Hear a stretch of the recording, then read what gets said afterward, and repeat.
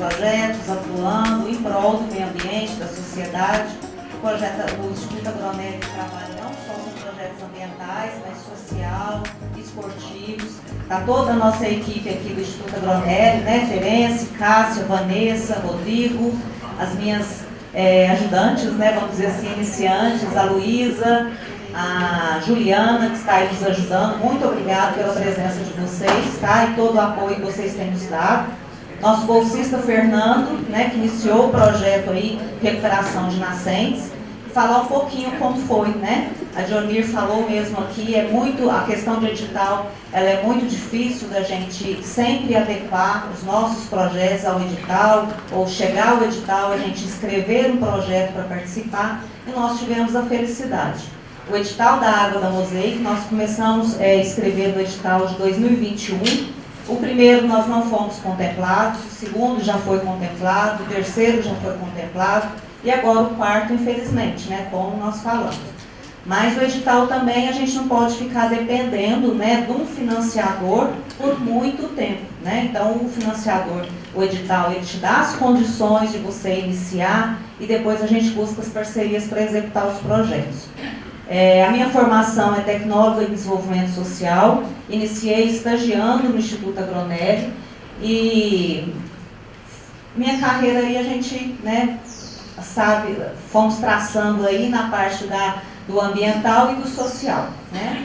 E atuo no Instituto Agronério em movimentos, em mobilizações, escolas públicas, escolas particulares. Então, sempre quando tem chamamento, né, desses locais, a gente atende com a disposição de todos nós da equipe, para a gente traçar aí as ações e atividades em prol da comunidade e do meio ambiente. Deixa eu pegar aqui.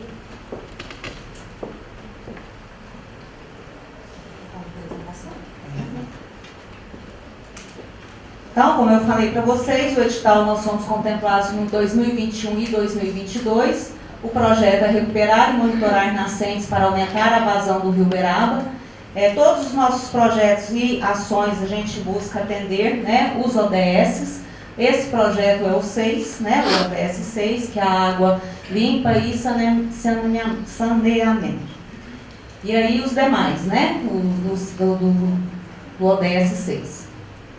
O objetivo geral desse projeto é realizar o gerenciamento dos recursos hídricos, né, da Fazenda São Francisco, que ela está, né, inserida na microbacia do Ribeirão da Saudade, dentro da APA do Rio Uberaba, e nós fazemos o mapeamento e monitoramento das nascentes desse local, para a gente poder aumentar a vazão do Rio Uberaba, né? Então, tendo a finalidade o aumento da vazão. Dentro da Fazenda São Francisco tem 2 córregos, que é o Borá e o Borazinho.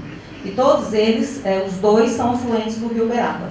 Então todo trabalho que nós executamos dentro da Fazenda São Francisco é para intervir ali no córrego Borá e Borazinho, aumentando a vazão desses 2 córregos, aonde vai, né, subsidiar a água do Rio Uberaba, tá? Do Rio Uberaba, e que abastece todo o nosso município, né?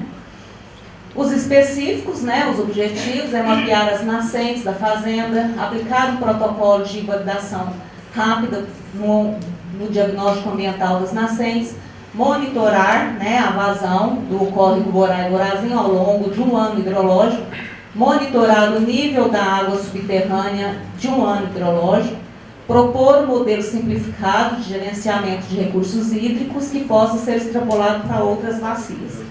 E também propiciar as visitas, né, de alunos na fazenda a fim de realizar a educação ambiental. Vocês viram ali, né, assim, a gente recebe lá na fazenda escolas, e dentro desse projeto nós também propomos, né, a visitação de escolas para os meninos verem, né, na prática como que é esse trabalho, né, de cuidar do solo e das nascentes. Parceria direta do projeto é a Universidade Federal do Triângulo Mineiro, né, e o Núcleo de Sustentabilidade da Educação Ambiental no CEA da UFTM, onde a gente realiza as atividades de educação ambiental. Os nossos grandes desafios, né, nesses 2 anos de projeto, a gente sempre gosta de pontuar, porque quando a gente escreve o projeto, nós tentamos o máximo, né, atender e prever, né, todas as situações que podem ocorrer ali na execução desse projeto. Então, os nossos desafios foram: iniciamos praticamente dentro de uma pandemia, né? Estávamos vindo de uma crise hídrica muito forte na região. Então, tudo isso compactua, né? E extrapola ali a questão das execuções. Desde o ano de 2003, a CODAL, né, tem a alternativa de buscar, né, de fazer a transposição do Rio Claro para o Rio Uberaba. Então, eu coloquei alguns dados ali para a gente ter uma noção, né, que em 2019 a transposição ela foi acionada em 11 de setembro. 2020, dia 1º de setembro. Em 2021, foi dia 21 de junho. Aí a gente destaca aqui, para vocês verem o ano, né, a dificuldade, que antecipou 73 dias do ano anterior, né? Então, isso aí foi a crise mais forte que nós passamos dentro do projeto. Em 2022, foi 27 de julho, e em 2023, até o momento, não foi acionado. Também, nossos desafios, né, como a gente propunha, a visitação nas escolas, a visita dos alunos na fazenda, e devido à pandemia, a transporte, nós também enfrentamos esse desafio, né? E aí é você pedir ajustamento do projeto, fazer outras atividades que subsidiam aquela que você não pôde realizar, né? Que foram, né, o retorno das aulas presenciais e as visitas escolares e transportes, né, para essa visita devido a essa questão da pandemia, tá? Aqui é a sede do Instituto Agronelli. O Instituto Agronelli, ele existe, né, foi fundado em 2000. Nós estamos aí caminhando para 23 anos de atividades com a comunidade. Nosso fundador, Marco Túlio Paulinelli, né, iniciou os trabalhos para voltar todo o conhecimento, todas as atividades e atendimento à comunidade. Um pouquinho da Fazenda São Francisco, para vocês verem nas imagens, né, o que a gente propõe. Quando foi adquirida a fazenda era também muito degradada, muito espaço que era pisoteado, as nascentes, né, estavam sendo engolidas, né, pelo assoreamento. Então, todo o trabalho de 40 anos que o Marco Túlio fez na Fazenda Agronelli, quando ele adquiriu a Fazenda São Francisco, ele foi aplicar as mesmas técnicas, e a vontade dele era transformar a Fazenda São Francisco como ele fez na Fazenda Agronelli, né? Então, ali são bossorocas enormes, né, área degradada, e a gente vai trabalhando aí com esses projetos para a gente recompor. E quais foram as técnicas, né, usadas nesse decorrer desses anos, desses 40 anos? Quais são as técnicas que o Marco Túlio usa? Técnicas simples, a gente sempre fala para todos, né? Que qualquer produtor rural ele pode aplicar essas técnicas, independente do tamanho da sua propriedade, né? Ele pode aplicar e que tenha um retorno, que são curvas de nível, bolsão e reflorestamento. Então, são essas três técnicas que são importantíssimas para a gente fazer a recuperação de áreas, né? Então, foi feita curvas de nível, lá tem as APPs, né? Então, pelas imagens dá para vocês verem, né, o sinal lá das curvas de nível. Os bolsões, que são principais, né, da recuperação, para ajudar aí na infiltração da água ao solo e abastecimento do lençol freático. Aqui o córrego Borá e Borazinho, que eu citei para vocês, que são os dois córregos que percorrem a Fazenda São Francisco, que nós estamos trabalhando e fazendo monitoramento deles para aumentar essa vazão, né? Aqui a medição manual. Antes do edital da água, que nós fomos contemplados, toda a medição que era feita era manual, né? Então, 2 colaboradores da fazenda ia semanalmente, como aparece ali na imagem, cronometrava e marcava essa vazão desses córregos, né? Então, depois do edital, ele nos permitiu passar, né, essas medições para serem monitoradas com aparelhos que nós vamos ver ali na frente, né? E com a parceria da UFTM, onde os professores e os bolsistas vão semanalmente e fazem o registro dessas medições. O monitoramento da nascente, ele é feito também semanalmente, né? Nós identificamos uma nascente dentro do projeto para a gente trabalhar com ela, foi cercado toda a área dessa nascente e nós fazemos o monitoramento dela semanalmente. Aqui, né, a coleta de dados dos pontos de monitoramento das águas subterrânea e superficial. Nós instalamos 2 piezômetros, né, para medição da água subterrânea e compramos os equipamentos para fazer a medição da água superficial. Então, semanalmente, nós vamos lá para colher esses dados. Aqui mais algumas imagens, né, dos nossos alunos fazendo as medições semanal. O reflorestamento que nós fizemos dentro dessa área do cercamento da nascente. Nesses 2 anos, nós plantamos 2.550 mudas, né, para esse reflorestamento.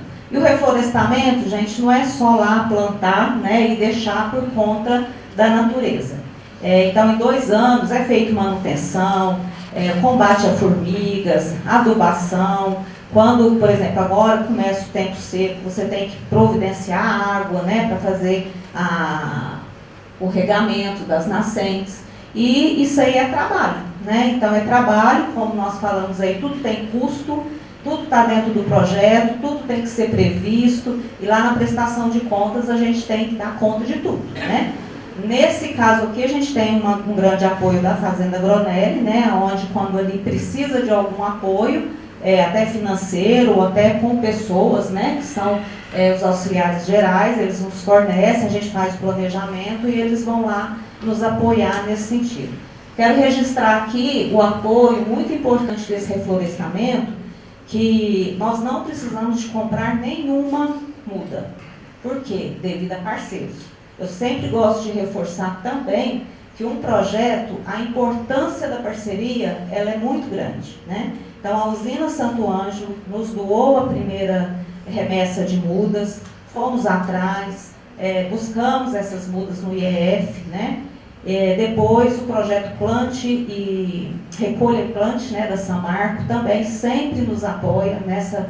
Mas a gente faz a previsão, né? Porque se a gente não ganha, a gente tem que pagar, né?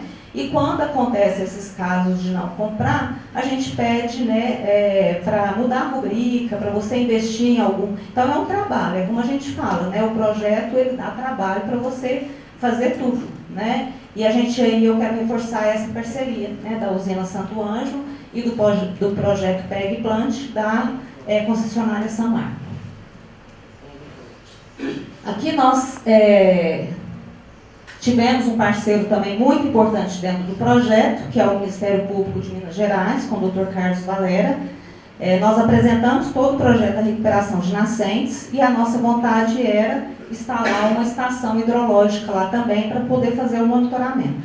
E através do Dr. Carlos Valera, como ele apresentou aqui, né, os parceiros, os financiadores, através da Fundação, né, de Ensino e Pesquisa FUNEP, ele nos doou a estação hidrológica. Fizemos a instalação, né, tem parceiros aqui que nos ajudaram na instalação, fizemos ela, que a questão da estação, né, você tem que analisar, planejar aonde que ela vai ser instalada, se ela, né, porque ela vai ficar ali por muito tempo e ela tem que dar um monitoramento exato para todos, né? E aí a gente fez a instalação dela e ela também, a gente faz a coleta de dados semanalmente. E a estação, ela vai ser pública, as medições dela. Então hoje nós estamos lançando, né, a leitura de toda a estação no site do Instituto Agronegro. Então quem quiser ver, vai ser rede nacional, quem quiser acompanhar essas medições, através do site do Instituto Agronegro vai estar lá as medições à disposição, né? Isso, para quem é da área, sabe, né, da importância de fazer esse acompanhamento, a importância de ter esses dados públicos para estudos, para pesquisas, né, e para a região. Aqui as visitas, né, dos alunos do projeto, para conhecer o projeto, tanto da área pública, as universidades, né? Nós temos um local lá na fazenda, que é o centro de formação, onde está aquela primeira foto. onde a gente recebe os alunos, faz atividades de educação ambiental, fica à vontade dos professores também, levar para fazer pesquisas. Então é um local que está à disposição de todos, tá? Agora nós vamos apresentar a parte técnica do projeto, né? Que é como a gente fala, nós escrevemos o projeto, nós temos a ideia, mas a parte técnica do projeto todo está sendo executado pela Universidade Federal do Triângulo Mineiro, tá?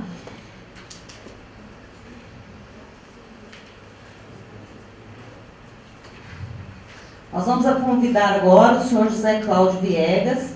Ele possui a graduação em Geologia pela Universidade do Estado do Rio de Janeiro, mestrado em Hidrologia pela Universidade Federal do Rio de Janeiro e doutorado em Hidrogeologia da Unesp, do Rio Claro. Trabalhou em diversos estudos hidrogeológicos de 1996 a 2007, no Serviço Geológico do Brasil, na região amazônica e no Nordeste do Brasil. Desde 2007, atua na área acadêmica, sendo atualmente professor associado 1 do Departamento de Engenharia Ambiental da Universidade Federal do Triângulo Mineiro.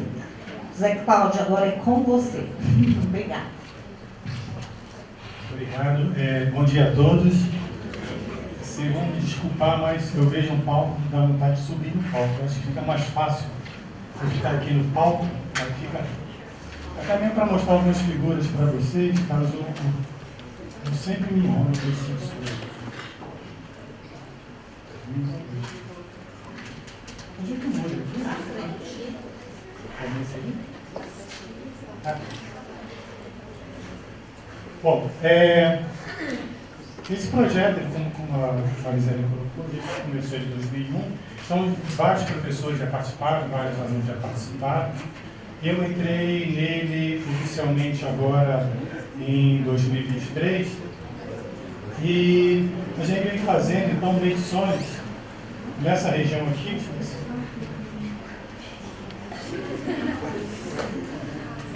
Marisela, apaguei aqui. Tem um negócio aqui. Aí voltei. Isso eu gosto do dedo, então aquela varinha de bambu que é mais tradicional. Bom, a localização da área onde a gente estuda é dentro da APA, então isso traz uma grande importância em relação ao entendimento da APA, porque uma coisa assim que é sempre bom deixar bem claro, o que é uma nascente, né? Nascente, que o objetivo é aumentar a vazão das nascentes e, consequentemente, aumentar a disponibilidade hídrica da APA do Rio Dourado. Então, o que é uma nascente? Nascente nada mais é do que o afloramento da água subterrânea. Eu sempre falo com meus alunos o seguinte, não é que uma área necessariamente tem muitas nascentes, que ela tem muita água subterrânea. Por quê? A nascente ela só está aflorando porque tem uma quebra da declividade, algum contexto geológico, que fez com que a água subterrânea pudesse aflorar. Você pode ter reservas enormes e não tem nenhuma nascente. Então, para que eu aumente a vazão dessas nascentes, para que eu aumente a reserva de água subterrânea, eu necessariamente tenho que aumentar a infiltração da água na bacia. Então isso é um princípio básico que deve ser bem entendido para que todos os nossos estudos eles focam exatamente na qual técnica deve ser melhor aplicada para que eu aumente a minha taxa de infiltração, eu diminua o meu escoamento superficial. De modo geral, onde é que é o laser aqui? O laser de bem mesmo? Ó, essa região aqui do Triângulo Mineiro está bem fraquinha. Essa região aqui do Triângulo Mineiro, toda essa região aqui, tem um aquífero muito importante, chama aquífero Bauru, sistema aquífero Bauru. Ele interage com rios, fornecendo água para a época da estiagem. Então, de modo geral, quando a gente avalia as drenagens, a gente consegue avaliar qual a participação da água subterrânea na vazão do rio. Então, eu fiz um estudo recentemente que mostra que, em média, aqui, a água subterrânea ela contribui em média, 80% da vazão anual é água subterrânea. Isso aí exatamente mostra a importância de entender a utilização da água subterrânea e o funcionamento desse sistema para poder fazer uma gestão hídrica adequada. Então, a nossa região, somente aqui, região onde tem a formação Uberaba, que é uma formação geológica que ocorre unicamente aqui na região de Uberaba, ela nos chama atenção porque, de modo geral, se no Triângulo Mineiro você tem 80% da vazão do rio como contribuição à água subterrânea, na região de Uberaba, na bacia do rio Uberaba, essa taxa ela cai para 50%, 60%. Por que isso? Porque a formação Uberaba ela é muito o que a gente chama cimentada. Se ela favorece, por exemplo, o processo de fossilização, que fez com que preservasse uma grande quantidade de fósseis, exatamente pelo encapsulamento dos fósseis, dessa matéria orgânica, evitando que ela se degradasse. Da mesma forma, essa cimentação, ela entupiu os poros do sedimento, da rocha sedimentar, e fez com que ela tivesse uma menor capacidade de armazenamento e, consequentemente, uma menor capacidade de fornecer água para a sua drenagem local. Então, isso aí causa uma preocupação maior para a gente, exatamente que a gente tem um sistema muito mais sensível aos processos de mudança climática e também aos processos de uso e ocupação do solo, com a retirada da vegetação, o pisoteio do gado no solo, consequentemente a compactação, tudo isso desfavorece o processo de infiltração. Tá? Então, entendido isso, essa é a nossa área de estudo, né, a Fazenda de São Francisco, onde a gente tem instalado então, um local aqui que a gente mede a vazão do rio. A gente tem um outro ponto aqui que a gente mede também a vazão do rio. Um outro ponto aqui que a gente mede a vazão do rio. Temos 2 piezômetros. Piezômetros são poços, normalmente de pequeno diâmetro, que procuram avaliar a variação do nível d'água. Pode ser avaliação quantitativa, pode ser uma avaliação qualitativa, no caso, uma contaminação. Então, é um ponto onde eu tenho contato com a água subterrânea e eu posso retirar a água para fazer a amostragem, para ver a sua qualidade. Então, qual é a ideia? Como eu sei que todo o sistema está interligado, há uma necessidade clara de eu entender como a água superficial está interagindo com a água subterrânea que está drenando para os rios. A gente chega lá na Fazenda Agonelli, Fazenda São Francisco, a gente observa que o rio está fluindo. De onde é que vem essa água? É a água subterrânea. A água subterrânea que está fornecendo a água para o rio e fazendo a manutenção da sua vazão. Então a ideia é exatamente monitorar esses sistemas, tá? E entender como é que se dá essa interação da água subterrânea com a água superficial. Por que foram selecionados exatamente esses pontos? Se vocês observarem bem, essa área aqui, onde eu tenho esse ponto de medição de vazão e eu tenho um piezômetro aqui, ela tem curvas de nível. Essas curvas de nível, elas favorecem, elas diminuem o processo erosivo, né? Então, quem trabalha com solos é a primeira coisa que pensa, mas também, pelo fato de diminuir a velocidade da água no processo de escoamento, ela favorece a infiltração. Então, é uma técnica que é utilizada exatamente para aumentar a infiltração e, consequentemente, a reserva de água subterrânea em uma bacia. Então, nessa área aqui, eu tenho as curvas de nível, e nessa outra área aqui, eu tenho os bolsões, eu tenho vários bolsões aqui. Também é uma outra técnica bastante usual que o pessoal utiliza exatamente para reter a água e promover a infiltração.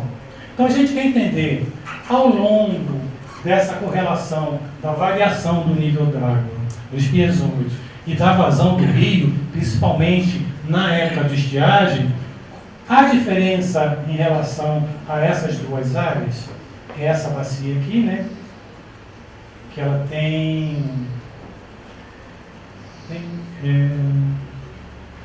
quase 4 km². Essa área aqui ela tem também quase 4, e essa área aqui, em termos de bacia hidrográfica, tá? Ela tem 3,1 km². Então, há uma diferença no comportamento dessas duas bacias em termos de fornecimento de água subterrânea, isso é um questionamento que a gente está se fazendo, que a gente quer entender.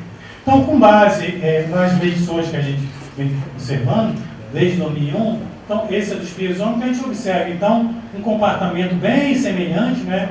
Por que esse aqui está mais raso, esse aqui está mais profundo? Exatamente por conta do posicionamento dele. A gente procurou colocar eles na mesma cota topográfica, mas há uma diferença aqui, mas não vai influir não. Mas uma coisa que chama atenção, e a gente trabalha com geologia, é um sinal bem claro. Repare que o gradiente aqui, né? Então, o que isso representa? Isso representa a variação do nível da água ao longo do tempo, no piezômetro. Aqui a zona mais rasa, 15 metros de profundidade, aqui a zona mais profunda. Então, no caso aqui, você repara que esse gradiente aqui é mais ou menos paralelo a esse outro aqui. Então, geologicamente, eles estariam dentro do mesmo contexto. Isso já é um primeiro indicativo, mas já era de se esperar. Tá? Então, o que a gente vai avaliar aqui, até a gente já calculou, mas ainda eu não coloquei esses dados, que é para determinar qual é a taxa de recarga da água subterrânea que a gente pode observar aqui. Então, a gente consegue calcular qual é a taxa de recarga frente a esses dois piezômetros. É uma primeira avaliação. Uma outra avaliação que a gente pode fazer é em relação à vazão dos rios. Então, a gente vê nas três bacias, ó, essa aqui, você tem uma vazão muito maior, tem a queda no período de estiagem e depois sobe novamente no período de chuva. E assim sucessivamente. Tá? Mas a melhor forma de avaliar a vazão é através desse gráfico aqui. Esse é a nossa primeira, assim, pode dizer, não tinha que ser conclusão, mas nosso primeiro produto para ser analisado em termos de informações geradas nesse, mais ou menos, 2 anos e meio de medições. O que representa isso? Talvez muitos não entendam, esse aqui é o que a gente chama de curva de permanência do rio, dos 3 rios que a gente monitora. Né? Vejam bem, uma das coisas que a gente considera, quando o rio está drenando, nessa relação água subterrânea e água superficial, é que se eu tenho um excelente aquífero que fornece água para o meu rio em grande quantidade, o que vai acontecer? A diferença entre o período de estiagem e o período de chuvas vai ser o menor possível. Por quê? Quando chove, como eu tenho um aquífero excelente, a água consegue filtrar com facilidade, eu tenho pouco escoamento superficial. Então a vazão do rio ela vai crescer pouco. Não vai dar aqueles, como no caso aqui, não vai dar esses picos tão elevados. A curva da vazão ao longo do tempo tenderia a ser mais suavizada. Tá? Então, uma relação que a gente utiliza é exatamente qual a razão entre as vazões do período de estiagem e as vazões do período de chuva. Se eu tenho um excelente aquífero e uma boa relação com a água superficial, a vazão de estiagem não vai ser tão baixa, porque como eu tenho um excelente armazenamento, essa água vai fluir com muita facilidade, exatamente para manter as vazões do rio na época da estiagem. E na época da chuva, as vazões também não vão ser tão altas, porque como há uma grande taxa de infiltração, o escoamento superficial vai ser bem pequeno. Então, a relação entre as vazões máximas, que a gente chama de Q95, e as vazões, as vazões máximas, que a gente chama de Q5, e as vazões mínimas, que a gente chama de Q95, elas tendem a ser muito próximas.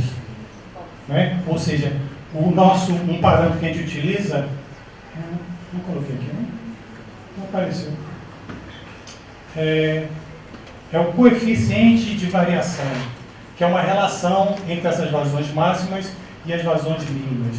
No caso aqui não apareceu, mas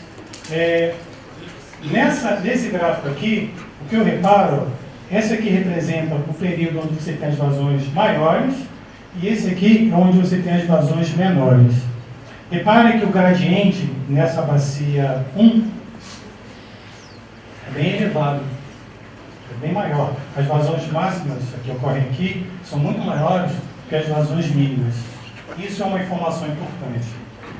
Mas, em contrapartida da bacia 3, o gradiente é muito mais suavizado.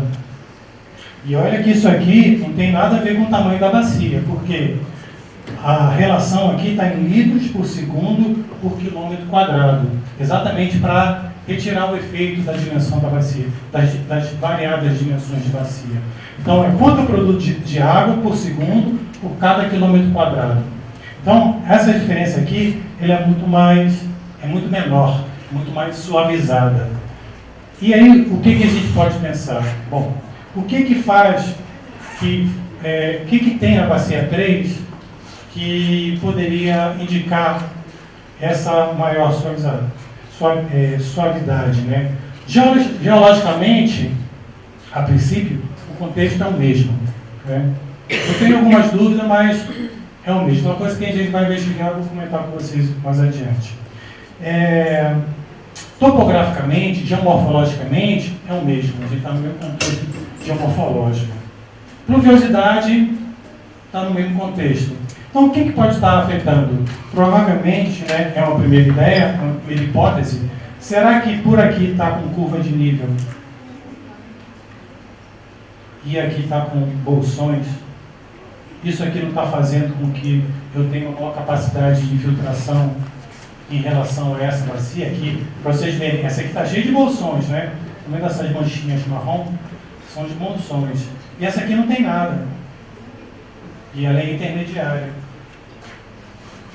Tá? Então, é uma primeira ideia. Será que isso é realmente factível? Será que são umas curvas de nível que estão aumentando a infiltração bem melhor do que os bolsões? É uma primeira ideia que a gente vai tende a checar mais à frente. Tem a questão do contexto geológico, que é uma coisa bem mais específica.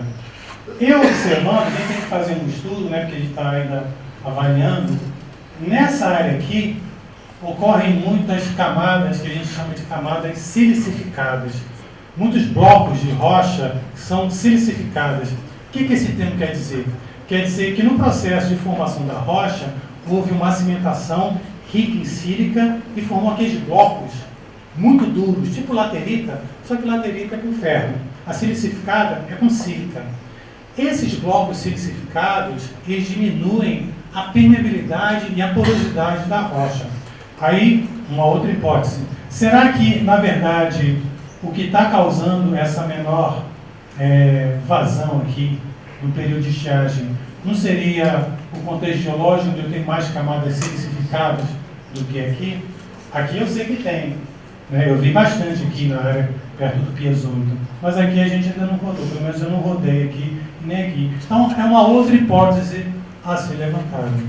Tá? Então, o grande objetivo desse projeto é entender quais técnicas podem ser aplicadas na APA que tendam a resultar uma maior infiltração e, consequentemente, uma maior reservação de água subterrânea para ajudar na manutenção da vazão do rio. Já que o rio, a gente está vendo agora, as bombas não foram ligadas, mas o sistema está para ser ligado, o rio vai tender a secar.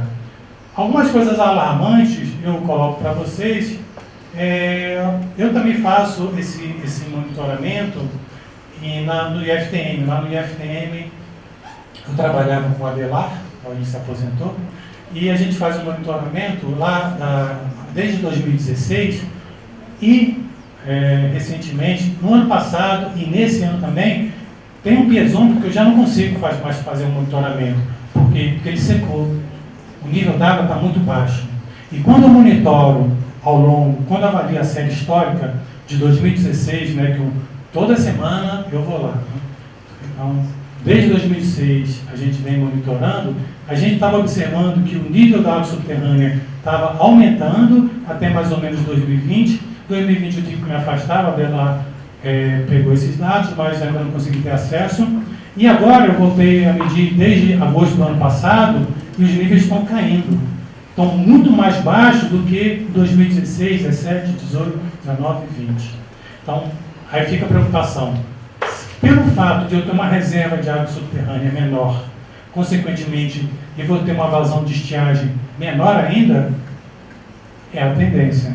Isso se observa também, de modo geral, em todo o Triângulo Mineiro nos últimos anos, a diminuição das reservas de água subterrânea e, consequentemente, a diminuição das vazões do rio na época da estiagem. Mas chama muita atenção a nossa situação, principalmente por conta do nosso contexto geológico, a nossa baixa resiliência, na verdade, a baixa resiliência do rio Uberaba frente aos processos de mudança climática e uso e ocupação do solo. Então, isso é bastante preocupante. Então, o que a gente procura, então, é exatamente aumentar essa disponibilidade hídrica subterrânea para ajudar na manutenção das nascentes. Essa aqui é uma nascente... Não vai funcionar. Isso aqui é uma nascente, era um videozinho, não está rodando, que a gente estava monitorando e ela secou agora. Então, o que a gente vai fazer? A gente vai instalar um vertedouro aqui, de modo que a gente comece a monitorar a vazão quantitativamente e observar as ações de reflorestamento que vão ter aqui, a gente vai fazer aqui em cima, e ver o efeito da recuperação da vazão. Realmente, quanto é efetivo esse processo de reflorestamento e o aumento da vazão para, se possível, tentar perenizar essa nascente.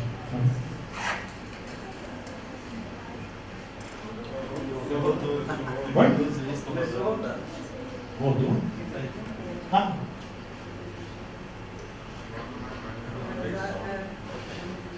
Eu vou desligar de novo aqui.